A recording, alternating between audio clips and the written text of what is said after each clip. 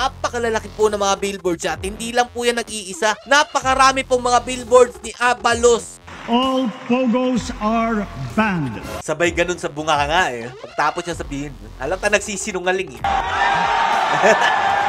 Binan ba talaga? Papakita ko lang sa inyo kung gaano ka-legal ngayon magsugal ang taong bayan sa panahon ng bagong Pilipinas, bagong muka. Ito pala yung pinagmamalaki ni PBBM na babaguhin niya sa ating bansa. Ang pinagmamalaki niyang scatter. Ban ang pogo? Pero merong billboards ng scatter? Sino kaya may-ari nito at pinahintulutan nyo magkaroon ng billboard sa bagong Pilipinas, bagong muka administration? Bagong Pilipinas, bagong muka pa more. Mukha nyo.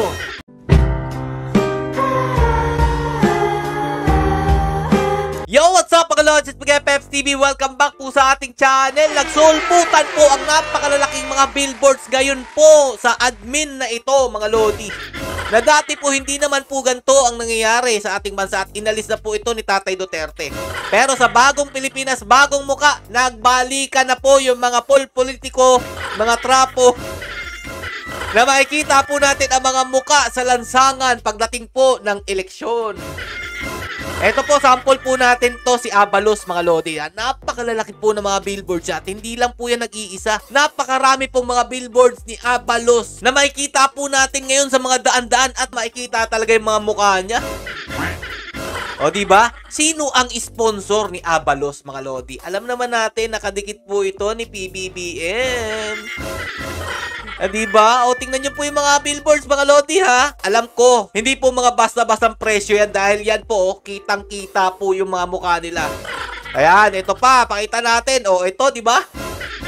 Alam nyo itong lugar na to mga lodi? Ha? Yan o, nakikita nyo yan. O, huwag nyo sabihing sponsored by ganto-ganto yan. Ha? Sino mag-i-sponsor sa'yo yan? Na hindi ka naman masyado kilala. Nakilala ka lang sa panahong ito. Tapos biglang tumakbo. O, eto mga lodi ha, yung bagong Pilipinas pero lumang strategy.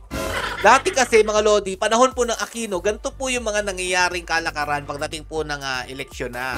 O nalalapit na po yung eleksyon. Makikita na po natin sa mga tarpaulins. Ngayon po, bigatit, billboards po gamit nila. O ito pa mga idol o, diba? Kita-kita yung agimat ni Revilla.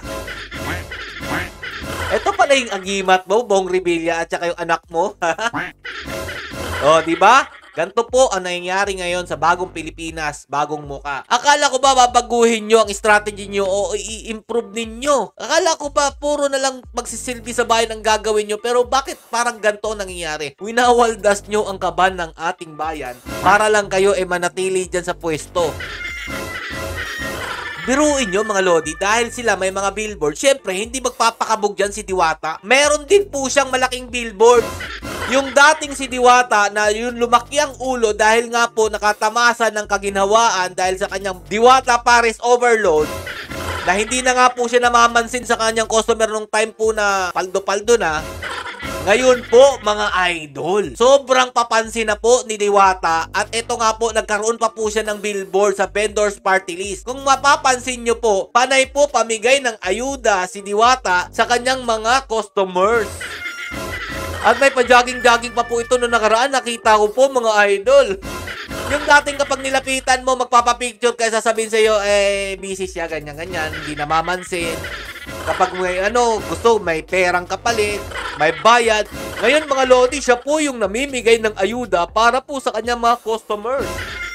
Ito po yung isa pa po sa pinaka nakakainis na nangyari sa ating bansa. Dahil nga po sa administrasyong ito, sabi po kasi nila, no more pogo na daw po, sabi ni Bangag. Ito pa nga po yung ginagamit nila para siraan si Tatay Duterte dahil alam naman po natin si Tatay Duterte nung panahon po ng pandemya, pinahintulutan po niya itong pogo sa malinis na pamamaraan. Wala pong illegal nung time na yon. Ito pa nga po yun, March 10, 2020. Yang pogo na yan, malinis yan. Totoo naman to dahil nga po nung panahon ni Tatay Duterte, wala kang nakikitang influencers, content creators, vloggers na nagpo-promote ng online casino app. Yung scatter, yung mga mines, yung mga stairs, di ba? Wala. O, gamitin natin tong ginagamit nilang Pilipinas Today, ha. Ito kasing page na to, inaangat nila ang pangalan ni Romualdez at saka nito ni Marcos. At sinisira nila ang pamilya Duterte. Gamitin natin to para sa kanila, mga idol. Sabi naman dito ni Baby M, nung panahon na naging presidente na siya, sa kanya Sona, all pogos are banned. Tapos ito naman po si Romualdez, sabi niya, we cannot allow these rogue pogo operators to persist in their illicit actions. I-refresh ko lang po sa inyo yung pagkakasabi po ni PBBM na wala na daw pong pogo sa ating bansa dahil binan niya. All pogos are banned.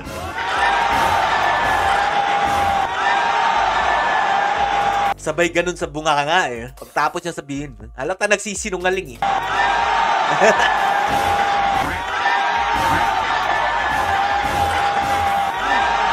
Ano? Wala na ba talagang pogo? Binan ba talaga? O eto mga lodi ha, papakita ko lang sa inyo kung gaano ka-legal ngayon magsugal ang taong bayan sa panahon ng bagong Pilipinas, bagong muka. Ito pala yung pinagmamalaki ni PBBM na babaguhin niya sa ating bansa. Ang pinagmamalaki niyang scatter. Ban ang pogo? Pero merong billboards ng scatter? Anak na tinapay, nakalagay pa yan, no? Pagcor license daw po, mga lodi. Bet88 Casino, eBingo, Sports. Super Ace Scatter, powered by Geely. Play now. Sino kaya may-ari nito at pinahintulutan nyo magkaroon ng billboard sa bagong Pilipinas, bagong muka administration? Ang sinabi pa dyan sa baba, mga lodi, no? Dahil may billboard, kailangan may paalala yan. 21 years old, pataas yata, pwede maglaro nito. At game responsibly, gaya ng sinasabi ni Doggy lagi. Keep it fun. Paano magiging keep it fun? Kung merong nakatayang pera dyan, masasabi mo bang katuwaan lang kapag malaki ng perang natalo mo dyan? Wow! Rin talaga tong bagong Pilipinas, bagong muka. Para sa administrasyon ngayon, legal na mag-scatter, mga lods. Okay na. Dahil 'di ba, dati ang sabi ng Pagcor, bawal mo i-introduce o ipakita sa mga bata na merong mga gantong klaseng kalakaran, lalo na yung sigarilyo, yung mga alak, 'di ba? Bawal 'yan i-advertise sa TV. Pero ngayon, mga lodi, billboard na po. Kung naglabasan po yung mga billboards ni Abalos, mga lodi, at ng bangag na Pilipinas na ito, bangag na muka, eh syempre, meron din pong billboard ang kanilang no pogo daw po, mga lods. Pero eto, napakalaki ng billboards nitong scatter na to. Di ba tinuturo ninyo dati, panahon ni Tatay Duterte, kaya ang dami nagpo-promote ng online casino? Tanong ko sa inyo, meron ba kayo nakita nag-promote na content creators, vloggers, streamers, etc. ng online casino sa panahon niya? Ngayon lang yan nangyari at eto na nga, patunay na inaalaw ng administrasyon na ito, okay lang magsugal, malulung kayo sa panahon niya. Ang lupit talaga, mga idol. At eto ang malupit dyan, mga lodi, dahil sinabi ni Attorney Harry Roque, hindi naman talaga total ban itong pogo na to, mga lodi, dahil meron siyang inalaw. Pakinggan nyo mabuti, Meron daw lucky 12, the 12 disciples na po pwedeng payagang mag-operate despite dun sa sinabi ni PBBM na total ban. So ang total ban pala, ibig sabihin, merong 12 disciples na exempted. Kumbaga, total ban maliban sa 12? May exemption. Ano naman kaya? Paano naman kaya napili ang 12 na yan, no? Diba? Total ban, mukha nyo. Ang alam ko, binago lang nila yung pangalan ng Pogo, pero nag-ooperate pa rin ito para matago sa taong bayan kung magkano ang binibigay na tax sa gobyerno nito. Dahil alam natin, panahon ni Tatay Duterte, dinideklara niya ang isang buwan na nabibigay ng Pogo para makatulong nung panahon ng pandemya. Umaabot ito ng bilyon, mga lodi. Tapos ngayon, tanong natin kung magkano ba ang inaabot na tax na binabayaran para mag-promote ng ganito, magkaroon ng billboard na napakalaki nito sa ating bansa. Sa tingin nyo, maglalagay sila ng billboard na ganyan kalaki kung hindi inalaw ng administrasyong ito? O yung mga talangkang tanso na naman, sasabihin nila, si Duterte, si Duterte.